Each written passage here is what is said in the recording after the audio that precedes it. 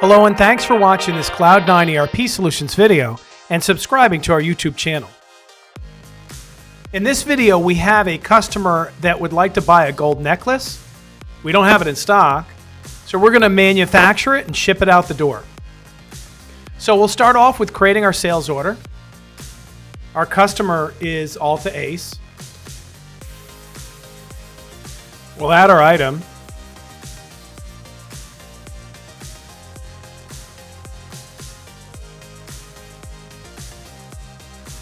Customers are ordering one of them. And notice Acumatica tells us we don't have enough on hand to help out and service this customer. So the question is, how long will it take to get it to the customer? It's a question the customer is going to be asking.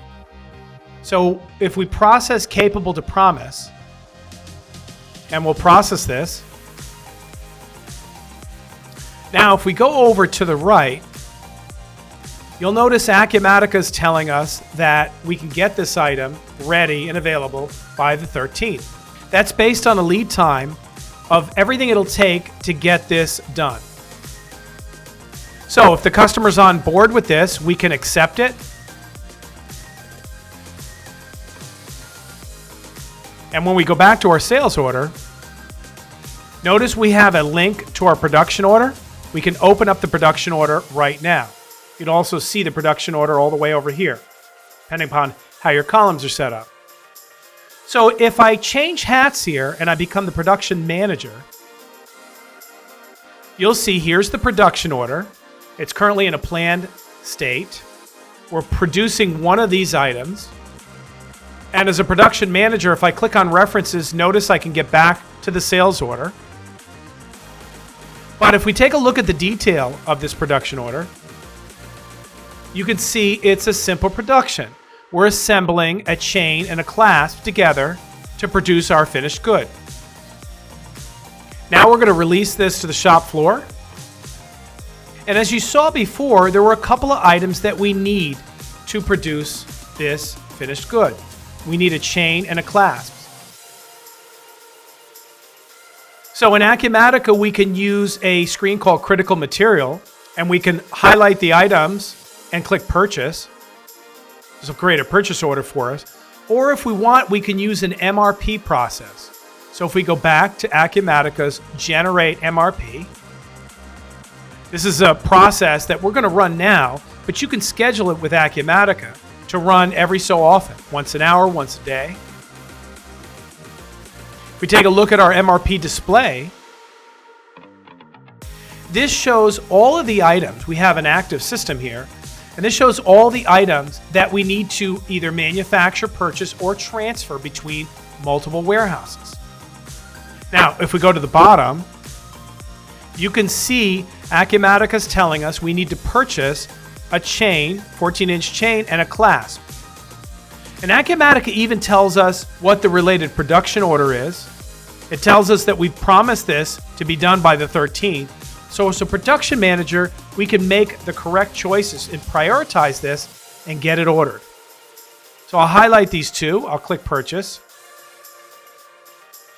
And now if we wear our procurement hat, we're a purchasing person, we can see all the purchase orders that need to be processed. So here's one right here. We can verify this information, make sure that our costs are correct. Those would have been pulled in automatically. We can remove the hold. Acumatica has approvals that you can configure based on any conditions you'd like in the purchase order.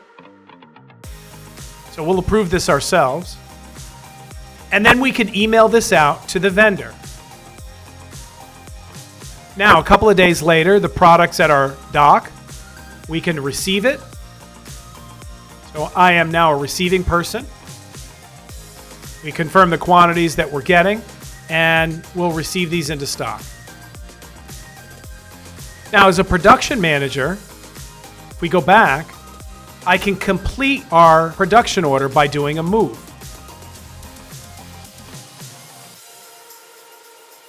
We'll select our production order, and we're going to produce quantity 1.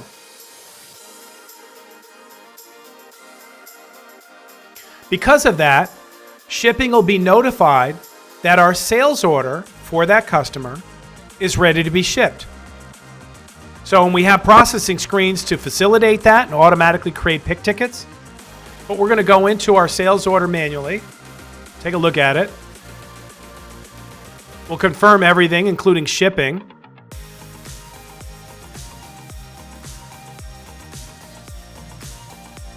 Our delivery method would have been set up with the customer in advance. We can use quick process if the customer is actually coming to us and picking it up. It bypasses a lot of the warehouse steps. But in this case, we're shipping through FedEx. So we can use supported barcode scanners, and we can go through a single or a batch or a wave picking process. But in this case, we're going to single pick and create our shipment here. Here's our shipment document. Again, we could print our pick list here and our shipping packing slip here. We'll go over to our packages to determine what box we're putting it in. You can enter the dimensions manually and enter the weight here manually, or we support UBS scanners. I'll confirm the shipment, and you could see our FedEx tracking number comes out, and our label could automatically get printed. In this case, we're bringing it up and we're printing it manually.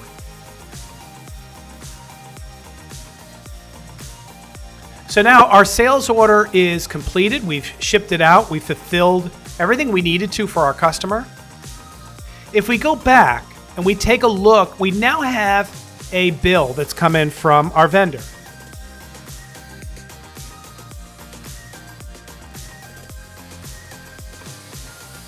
We can drag and drop the bill over here and convert this into an accounts payable bill that we can later pay.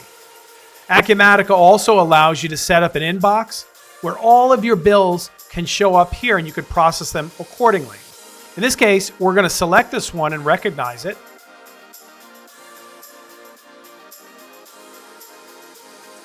And when we take a look at our invoice, you can see Acumatica's brought in all this data and even given us an attachment that we can open up of a PDF file.